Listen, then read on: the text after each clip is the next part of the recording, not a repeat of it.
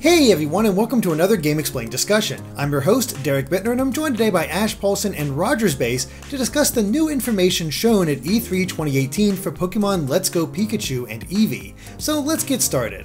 Alright guys, so there was only one segment of the Treehouse that was devoted to Pokemon Let's Go Pikachu and Eevee, and there was a demo available at the show floor. Now, Roger and I actually got to try out that demo, but unfortunately Ash didn't have the time to check it out himself. The lines are actually quite long for that, and, you know, Smash was there, so that's, he was a little distracted, right Ash? Right, I mean, I can't complain too much because the day one, I basically spent almost the whole day at the VIP Invitational Room just playing and recording Smash nonstop, so if... That's literally all we did, yeah. We were sitting at the same setup, so... Exactly. So, I mean, yeah, no, I was with Rogers. So, I mean, if Pokemon was the sacrifice I had to make for that, I'm okay with that. As much as I want to play it, you know, I did get to play a lot of Smash, so it's okay. Yeah. So you guys have both since checked out the Treehouse segment about Let's Go, and I'm just curious what you guys thought of it now that we got a bigger idea of the gameplay on hand here. Roger, let's start with you. Sure. I mean, I liked it from the get-go. I was one of the people who was talking about Pokemon Let's Go from the very beginning, saying that I actually really like it. I've always been a huge fan of Yellow. I love the visuals of the game.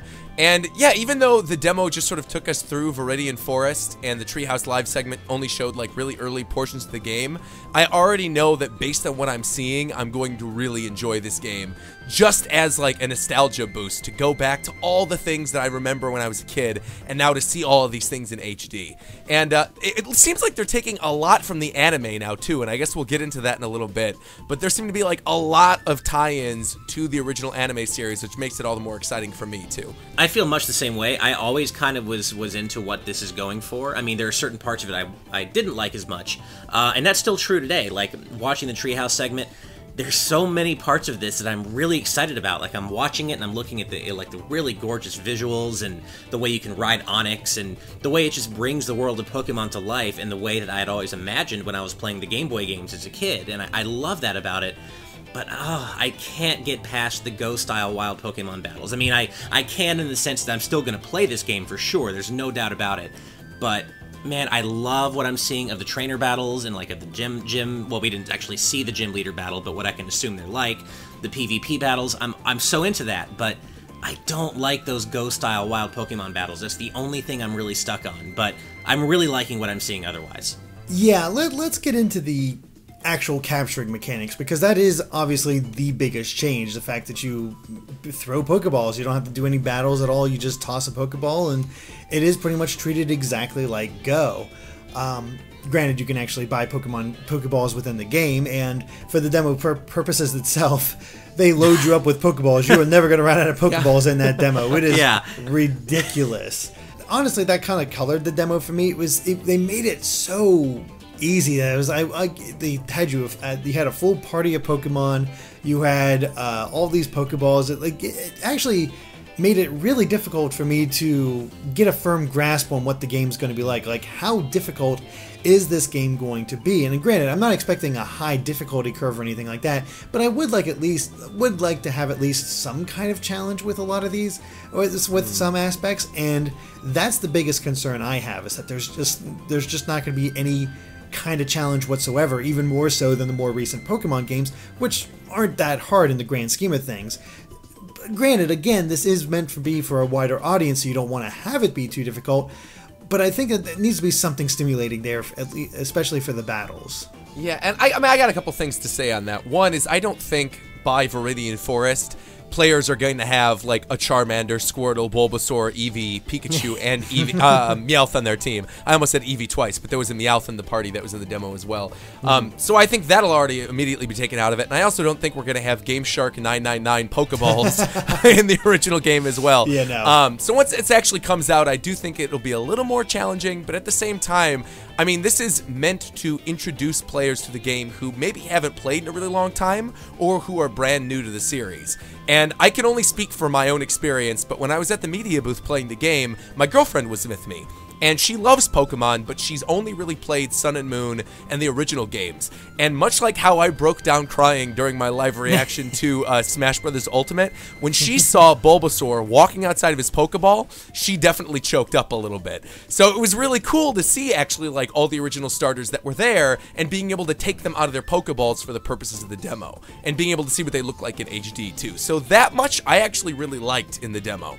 And as for the capturing mechanic, I actually really got used to it. I like being able to walk around the overworld and see the Pokemon that you actually want to catch, and you don't have to run into just Pidgey after Pidgey anymore. Now, if you see a Butterfree flying over there, you could run towards the Butterfree. Some of the trainer battles, even, you could just choose to have the trainer battle. You go up and talk to them. It's not like they immediately catch eyes with you. Sometimes it's forced, but other times it's not. There's Oddish and Bellsprout in Viridian Forest now, too. So for people who, for the original game started with Charmander, or if you have a Pikachu or an Eevee, which neither of which really have anything that's super effective against Brock's Pokemon, except for Pikachu now, which also we will talk about in a little bit. Now there's like Oddish and Bellsprout available in Viridian Forest, and I think that's great. I want Oddish on my team going into the first gym. I know I'm going to start with Pikachu, and even though, yeah, Pikachu has Double Kick now, and that'll be super effective against Onix, I still really want to have a good grass type early on in the game, so I think that's pretty cool. Well, I'm glad you brought that up, Roger, because that's exactly one of the points which kind of makes me think, unfortunately for you, Derek, I kind of see this game being a complete walk in the park, and I feel like it's going to be designed to be that, because one of the things I noticed in Treehouse Live is that you're not even allowed to go challenge Brock. You can't even enter the gym unless you prove to the guy at the front that you have a grass or a water type Pokemon on you, and so, I mean, really, it feels like the game is going out of its way to make sure you don't lose, and I'm with you, Derek. I mean, I get what they're going for. This is supposed to be, for lack of a better term, baby's first Pokemon, and I get that, and I'm okay with it. But yeah, I don't get the sense that there's really going to be much of a challenge element in the final game. I mean, just seeing little things like that, with the fact that you were not even allowed to enter a gym unless you have the kind of Pokemon, the right typing to go against the leader. Now, that may just be for the Pewter City gym. That may not happen when you go fight Misty in Cerulean City or whatever. Like, that may just be the first gym, but I don't know. I just, like, it's not just that, too. Little things like when you level up, your stats don't come up anymore. Like, you get a level up. If you learn a new move, you get that message, but your stats don't come up anymore. So, just little things like that give me the sense that for this game specifically, they're shying away from the kind of the more, the harder core stat management elements and just kind of making this kind of a clean slate for everybody, whether you're a pro or a newcomer. This does seem to be kind of just like that easing you into the mainline Pokemon experience. But to be fair, they do have the stats in the menus. So when you actually click into the Pokemon, you can see the stats. It's got the little hexagon with the IVs and EVs and everything like that. So that is still present in the game. They just don't tell you every time you level up anymore. So that's actually why I don't really mind this. First off, maybe this is controversial. A Pokemon game has not challenged me in a decade. Like, over a decade. I can't remember the last time I was challenged by a Pokemon. I mean, yeah, there were like 1 or 2 trials during Sun and Moon where I was like, oh, this took me by surprise. I wasn't ready for it because the rest of the game was a cakewalk.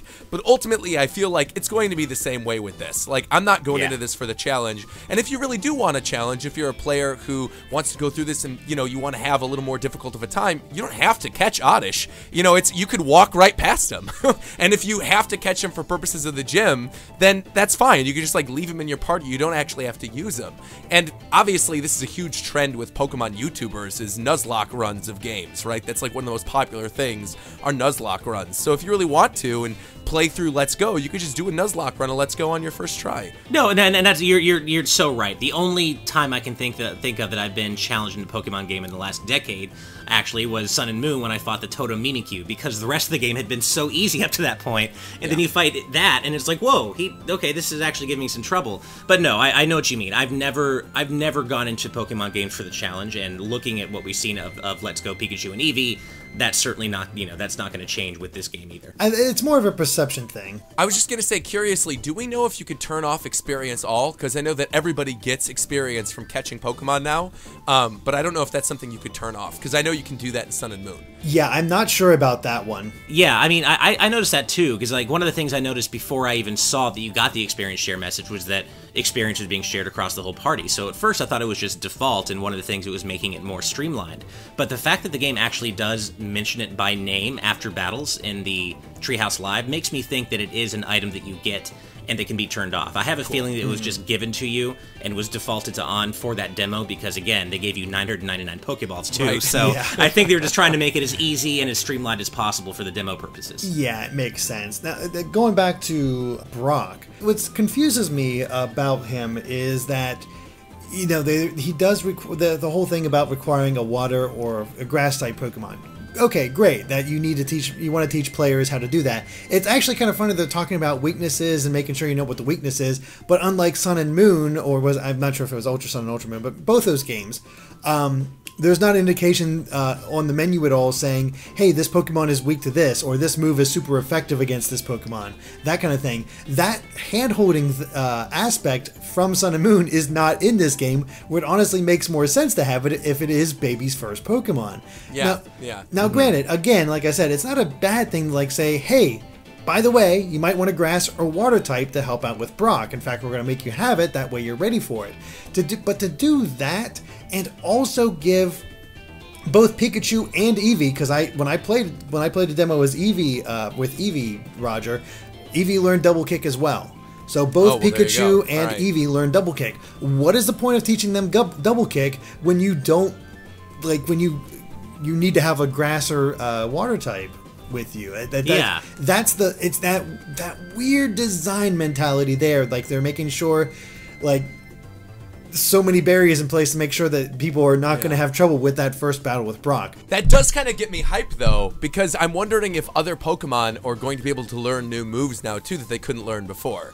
Like, that's something I actually really want to see. Like, I want to see Pikachu and Eevee learn Hyper Beam now at level 30 or something crazy like that. Like, I would love something like that to just sort of make this game stand out from the other games in the series. And then later on, because you know you're going to be able to transfer your Pokemon to whatever the next Switch game is too, to then be able to have these, like, specialty versions of Pikachu and Eevee and maybe some of the other Pokemon that are in the game, to then be like, oh, look, these were carried over from my Kanto experience. Right. Well, I stopped there. Let's just have Blastoise start learning, like, Fire Blast at level 20, and Charmander learns Water Gun. Yeah, level 20. There you go. Perfect. There you go. Yeah. Oh goodness. But I do like the variety within, like, Viridian Forest. There is something cool about that. And honestly, I wasn't sure if I'd like it or not. But seeing the Pokemon run around, being able to pinpoint, okay, let's get this Pokemon. Like, I want to catch a Butterfree. Let's go after that Butterfree. Or, God, where the heck's a Pikachu? I want to catch a Pikachu in Viridian Forest. Oh wait, there's one. Like, let's go get it. Like, that is really nice to have. And, you know, I don't mind the throwing mechanic from Go. It is what it is, and the system's in place. Like, that's how you get experience. That's your grinding method. You can use that grinding method to send the Pokemon to Professor Oak in order to get candy that buffs certain stats.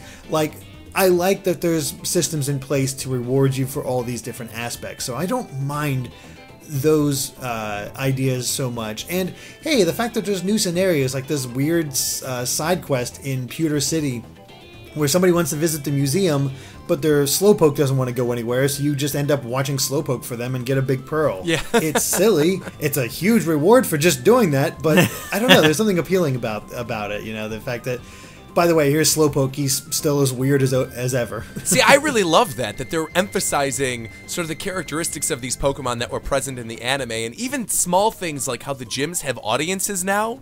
Like, obviously, that doesn't mean anything for the game, but I think that's really cool, because imagine, like, getting to the Elite Four at the end of the game now, and you're in this giant arena, right? And you've got hundreds of people in the audience watching you and cheering you on as you take on Lance's Dragonite. Like, the possibilities for this game, specifically near the end of the game, are endless. Like, they could do some really crazy things with some of the later legendary battles against the birds and some of the final gym leaders. I'm expecting some really exciting stuff. I can't wait. No, I think you guys are hitting on what this game's true lasting value may end up being, and that's just, we're seeing the world of Pokemon brought to life in a video game in a way that we've never seen before. Like, we've never seen the world of Pokemon brought to life like this in anything other than the anime. And the anime's cool, it's great, but I think a lot of us, you know, who've gotten started with Pokemon through the games have really wanted to see that represented in the games. And I think that's what's finally happening. And you made a great point about the audience members in the gym, and also not just that, but I was just, you know, as I was watching Bill just kind of play through Viridian Forest in the Treehouse Live, I'm like, look at all these Pokemon. Just you see Pidgey flying around, you see the things, you know, Oddish and Kakuna, you know, popping out of the grass, and Pikachu wandering around. Like, it really feels like the world of Pokemon's coming to life in a way that makes sense now, and I love that. That's what I'm really excited about, and I'm really looking forward to, even more than the gameplay aspects, really, I'm looking forward to revisiting every area of Kanto and kind of retaking that journey and seeing how all these places have changed and what they really look like now and feel like and sound like now that we've got the technology to really represent them in the way that they have always meant to be represented. Yeah, that is super exciting, just seeing what aspect they're going for, seeing how everything's changed, because it's amazing how close Viridian City was. Viridian Forest, I should say. Like, it is so close to the original. Like, I could pick out the exact path, and it felt... There's a real sense of nostalgia there. Same sense of nostalgia I had with Fire Red and Leaf Green, but it's amazing how I could pull it off again, because it's such a visual upgrade from that. And, you know, you were talking about the anime, the fact that all these Pokemon are running around. There are so many scenes in the anime where you just see hordes of Pokemon running in the grass or in various locations, and of course Ash never bothers catching them. Now we get to see a real trainer just tossing Pokeballs everywhere to catch all these Pokemon.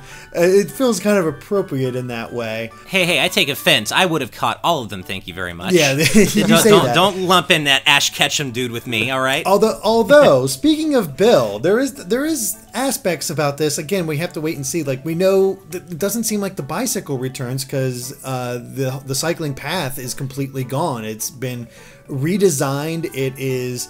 you never see yourself with a bike on it. There's the fact that you carry your box with you. You no longer have to go to a PC to change out your Pokemon from the box. That's awesome. Yeah.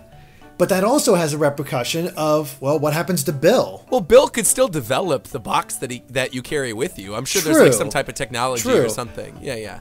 Also, I really want to see what Bill looks like fused with a Pokemon in HD. Oh, right. A little Clefairy with Bill's face. Exactly. What kind of body horror are we going to be looking at here? There's those aspects, and as they mentioned in the Treehouse as well, they did confirm that the Safari Zone is gone from the game, and instead that's where the new Go Park is going to be. So that weirded me out, because I was almost certain the Safari Zone was going to have Alolan forms of the Kanto Pokemon. I thought it was going to be stuff like Scyther and Pinsir, and then the Alolan forms. Because if you don't have the Alolan Pokemon in Pokemon Go that you could transfer through the Go Park, which again is the replacement for the Safari Zone, like, how else are you going to get an Alolan Executor or Alolan Sandslash or whatever in your games? It basically forces you to go play Go in order to get those Pokemon.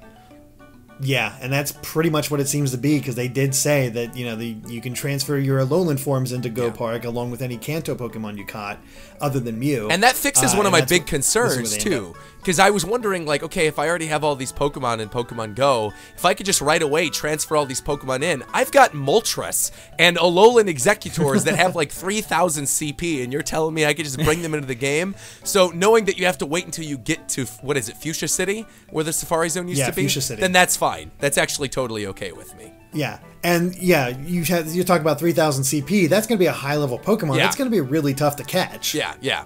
Because you do have to catch it again in order to be able to use that, which is a good idea. It just works out in a very smart way. And it's not too surprising that Safari Zone is gone, because, I mean, Safari Zone was basically early Go, where all you could do is either throw a rock or throw a Pokeball. Although it would be kind of awesome for you to be able to throw rocks at Pokemon using that. Or maybe they'll give you the Pester Balls from Pokemon Snap. Oh, that would be instead. great. That'd be great. I feel like that's going to become a quote, Derek. It'd be really awesome if you could throw rocks at Pokemon. Hey, rock throw.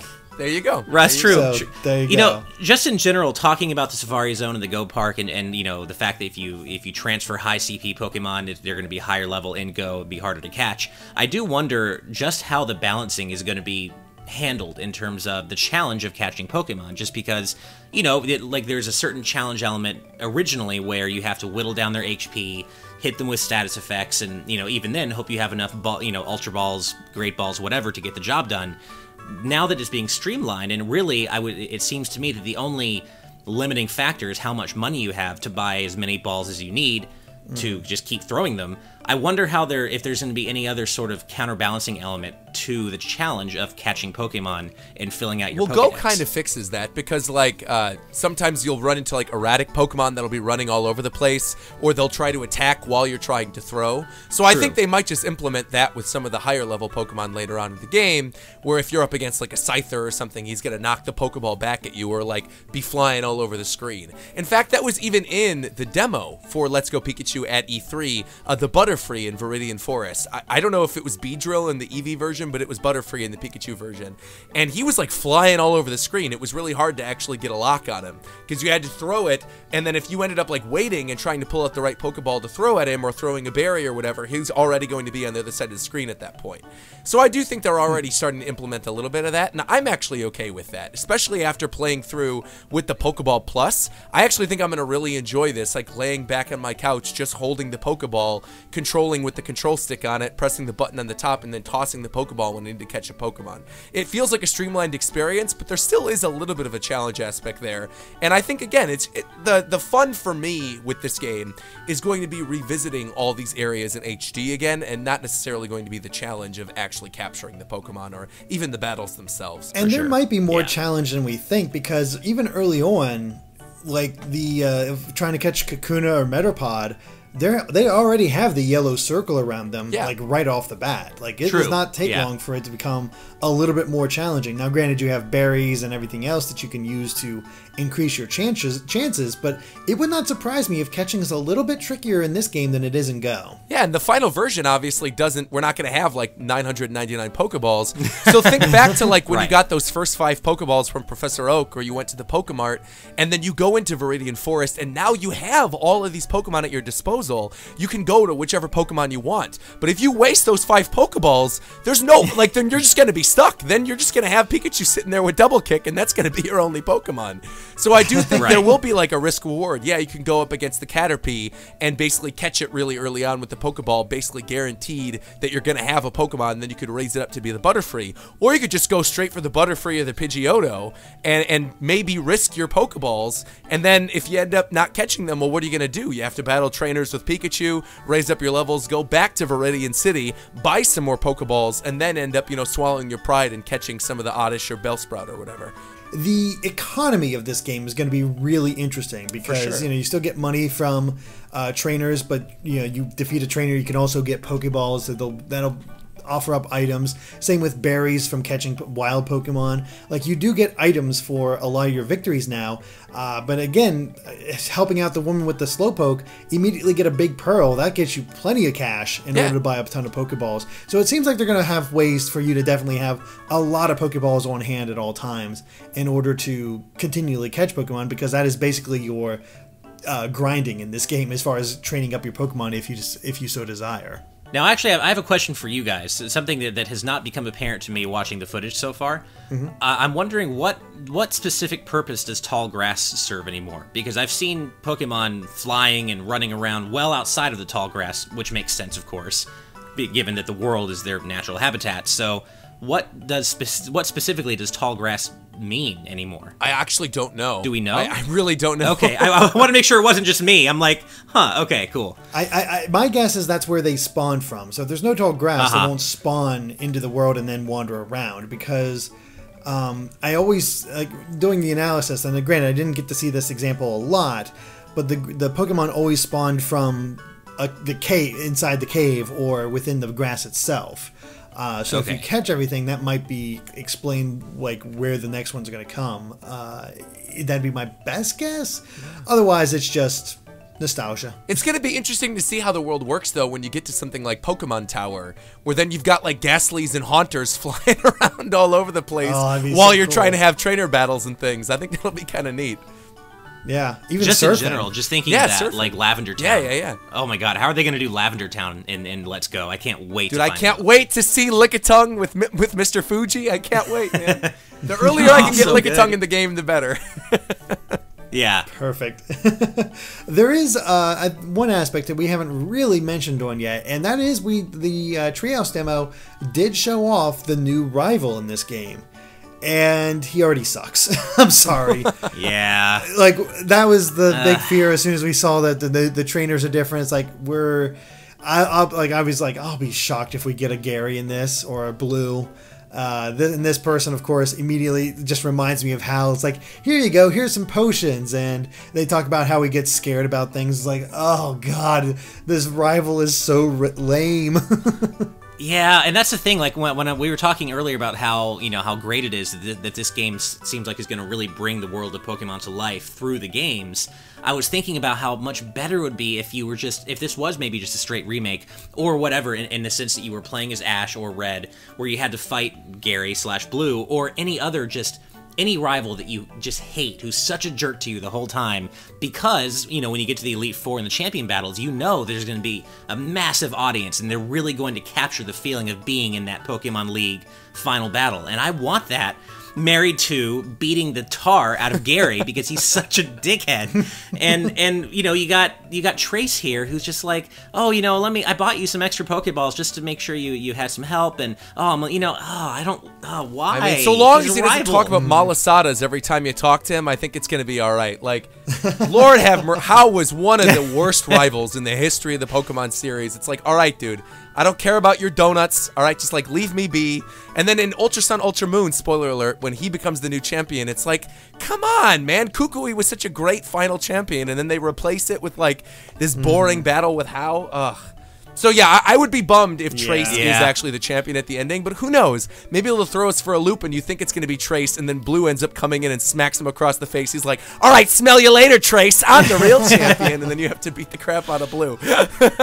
Wouldn't that be something if Red and Blue they're going to. I mean, those original rumors for this game that dated back to, like, months beforehand specifically talked about how Red and Blue were going to be characters in the game, but that it was going to be sort of a reboot with new characters and a new rival. So I think almost certainly Red and Blue will be in this in some capacity. I'm sticking by my theory that in the post-game, after you beat the Elite Four, you're going to do a double battle with Red and Blue. I'm sticking by that.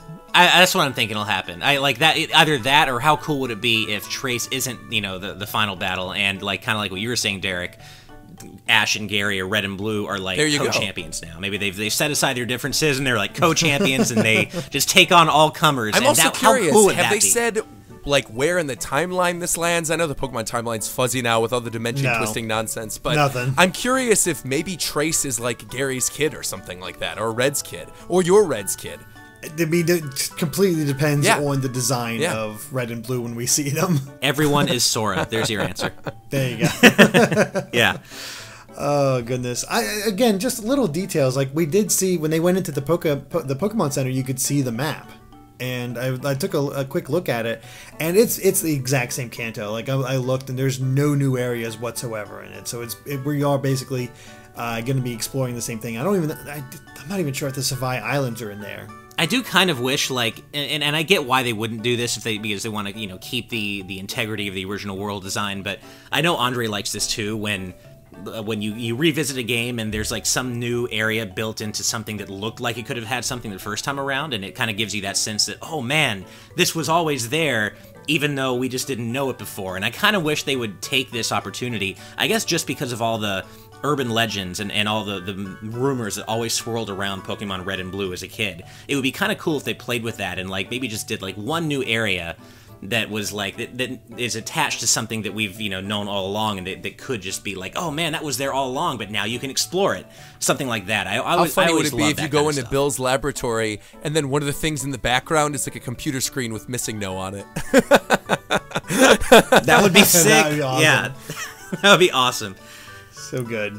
There's a lot of potential. There's still a ton of potential with Let's Go. There's a few things to be worried about, I'd say, but overall, I think if you know what you're going into with this game, you're probably going to have fun with it. I also think this is going to be really fun from a YouTuber's perspective, too. Because, there's so many times where you'll just get a new Pokemon game, you'll play through it, you'll do competitive battles online, and then you'll just play the same game over and over again with Nuzlocke. Whereas I feel like, again, looking at this from a YouTuber's perspective, this is going to be a really fun game to do video coverage of, because you could invite friends over and then go to a certain area and maybe set up challenges for yourself, like, all right, we have 5 Pokeballs, both of us have to capture 3 Pokemon, and then we need to fight each other using the Pokemon we caught. I just feel like because they have that local play aspect to it, Plus, it's still got like the online battles and trading and everything like that. I'm expecting some really fun videos to come out of this. And then with the Alolan forms thrown in there too, it's going to feel like a whole new game. One of the things I really did pick up on that I really liked during the Treehouse segment was that they have basically baked dowsing into your companion Pokemon. Oh, yeah. So, like, Pikachu's tail starts wagging. I love that, because, like, dowsing for items is one of my favorite things in, like, Gen 5 and 6 and whatnot.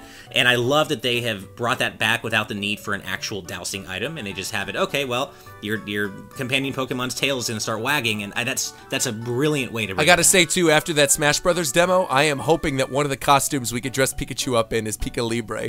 They've got to do it. I know, right? That'd be awesome. Oh, I hope so. But, well, any other thoughts on Pokemon Let's Go Pikachu and Eevee? I mean, I'm surprised we haven't talked about this yet, but the Pokeball Plus. Because we talked a little bit about it earlier, right? But I truly feel like I want to play through the whole game with that thing. Not only does it just feel like comfortable where you're just standing there and you control with the control stick and you toss, but the way they implemented rumble and noise and sound effects into the Pokeball is really cool. It feels like the Pokeball toy that I wanted when I was growing up. Where, you know, like when you throw the Pokeball for the first time, you're holding it in your hand and you know the Pokeballs do the 3 little shakes. It goes like boom, boom, boom, boom, and then click. And then you know you've captured the Pokemon, you could feel the ball rumbling in your hand. And then when you capture the Pokemon, you hold it up to your ear and you hear their cry. Like, it lights up when you catch the Pokemon. There's so many neat little things that are thrown in there. Plus, we already know it has all the aspects of the Pokewalker from Heart Gold, Soul Silver, where you could take your Pokemon out with you and walk with them. I really feel like that is going to be how I want to play through this game. You're right. It is a very comfortable method. It takes a little bit of getting used to because you literally just use the control stick and push in on it in order to confirm anything. And there's a little button on top in order to it's basically your B button, and that's all you need. And it's a weird way to do it, but it feels so right to have this ball in your hand, like the actual Pokeball when you're tossing out. Yeah. And it just, I don't know, it just works out really well. It's super comfortable. It's not heavy. It has all those little aspects that just make it that much more fun of a toy. I'm still not sure about the whole idea of it being the only way you can get Mew, but of course, it's a mythical Pokemon. They're going to have some way of doing it in this game, so whatever. But it's one of those things, like, I'm still debating whether I want to pick up one for myself, but it's selling me more than I thought it would. I'll put it that way. Yeah, I actually did, because I didn't get to play the game at all at E3, I haven't tried the Pokeball Plus either, and I just have to take your word for it, Roger. It seems really cool, and I 100% believe it's the Pokeball toy I always wanted as a kid, which makes me wish, man, I wish I was like a kid when this is coming out, because this is awesome. But I don't know. I don't know yet if I want to shell out the extra cash for that just to play that game, but it does seem really cool, so I may have to end up doing it. It's just going to be so fun, like, going through the first gym, and you're going to have, like, Pikachu with double kick, Mew, and, like, a Butterfree from Viridian Forest with, like, an Oddish. It's like, poor Brock doesn't know what's going to hit him, man. He's in a bit of trouble. Alright, well, I think that covers it for our Pokemon Let's Go discussion, so thank you for watching, and if you liked this video, be sure to like us on Facebook and Twitter at GameXplain. And Roger, where can they find you at? You could find me at RogerSpace on YouTube, on Twitter, on Twitch, and on Instagram. I uploaded a lot of different coverage from E3, and I actually just uploaded a direct feed video of Super Smash Bros. Ultimate, so go check that out. Cool. And of course, be sure to subscribe to GameXplain for more on Pokemon and other things gaming as well. Until next time, bye.